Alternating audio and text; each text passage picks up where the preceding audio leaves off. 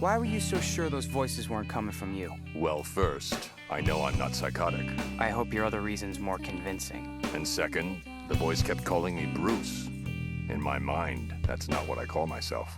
What do you call yourself? Oh yeah, I suppose you would. But that's my name now.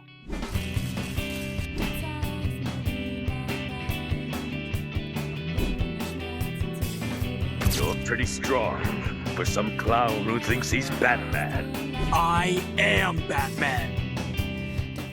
Let's be real, Batman Beyond is probably the most unique animated DC show ever created. From the futuristic setting of Neo-Gotham to the student-teacher dynamic between Terry and Bruce, this show was special, showing a completely new side of the DCAU while still honoring the shows that came before it. From the high-tech batsuit to the cyberpunk-inspired villains. And at the center of it all was a teenager who wasn't supposed to be Batman. But over time, he made the mantle into his own. And since the show's finale, we've gotten a couple moments with Terry, but never a true continuation of his story. And honestly, that should be a crime. But before we get into how and why Batman Beyond should return, let's take a closer look at the show itself. Shway. Released in 1999 as a direct sequel to Batman the Animated Series, this show is set in the year 2039 and follows teenager Terry McGinnis as he's mentored by an elderly Bruce Wayne to become the new Batman.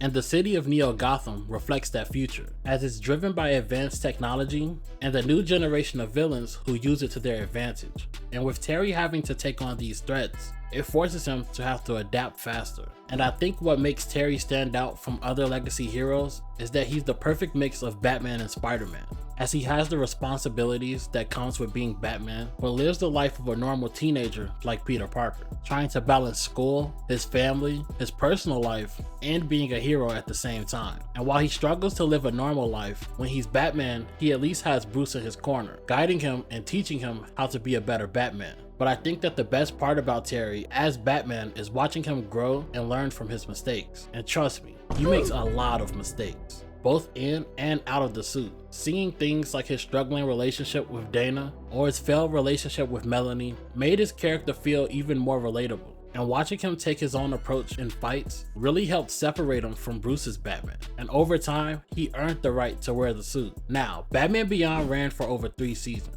and officially ended with the movie Return of the Joker, where Terry finally claims the mantle as Batman. And since then, it has been crickets. Outside of his DCAU appearances, Terry has only appeared in Justice League Crisis on Infinite Earths, and that's just unacceptable, especially when you see the success of the newer animated films like the Spider-Verse movies and the new TMNT franchise. Batman Beyond could easily succeed in that same space. Every time I see the concept art of that potential Batman Beyond animated film, it gets me heated, showing that we could have had something special. But when it comes to animated shows, it's even more frustrating, because Batman Beyond isn't an outdated concept. This character will fit perfectly with the kind of hero content that's being released right now. Stories about younger heroes stepping into roles that they weren't ready for and learning to adapt is literally Terry McGinnis to the core, which makes it even harder to understand why we still haven't gotten a real continuation of this character, especially since DC could really benefit from having a character like that right now. So let's see how a Batman Beyond show could work today. Now, the first way that this could work is by bringing back the original series, but with an older version of Terry as Batman. Now, I don't know if you remember, but I kind of pitched this same idea in my Batman Beyond static video, as Terry will look closer to the version that we saw in the Justice League epilogue, showing him to be more confident and experienced in the role as Batman. Now, I know that the biggest question here is Bruce Wayne, because without the legendary Kevin Conroy, a lot of fans wouldn't want to return to the DCAU. And honestly, I get that. He was Batman for so many people, myself included. But instead of replacing him, this series could respect his legacy, having Bruce pass away from old age and starting the story with Terry dealing with that loss, trying to figure out how to be a Batman without the person who guided him. It would give fans a proper send-off for Bruce while finally allowing Terry's story to move forward.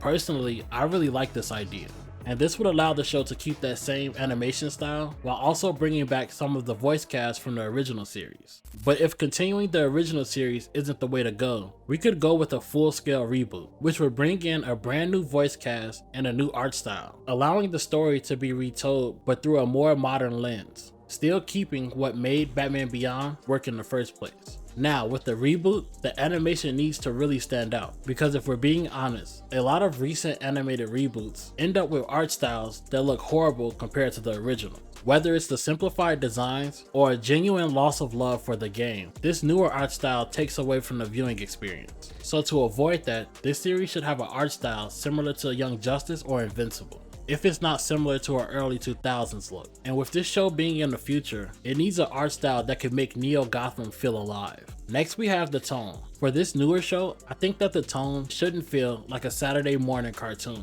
It should be more serious. The original series was a kid's show that at times felt like it wasn't, as it tackled darker themes and real consequences. And I think that a reboot would benefit from leaning even further into that. And with streaming services being available, it wouldn't be as limited to having a kid's rating. The writers would be able to tell even larger stories by either going deeper into stories with villains like Blight, Spellbinder, and Ink, or creating more complex stories with brand new villains, all reimagined in a way that would feel more grounded and dangerous, and could fully focus on Terry's growth by showing the real consequences of the mistakes that he would make, forcing him to have to be the hero that Neo-Gotham would need. If the future Terry series wouldn't work, this would easily be the next best way to reintroduce Batman Beyond. But these are just my thoughts on what a Batman Beyond reboot could look like. If we're being real, Batman Beyond is long overdue. And with a concept as interesting as a future Batman, there's no reason that it should be on the sidelines for 20 plus years. If you agree, disagree, or have your own ideas for a reboot, let me know in the comments down below. And with that being said, that's the end of this video. If you enjoyed this video, don't forget to drop a like, comment, and subscribe. I'm Sean Adachi, and I'm out.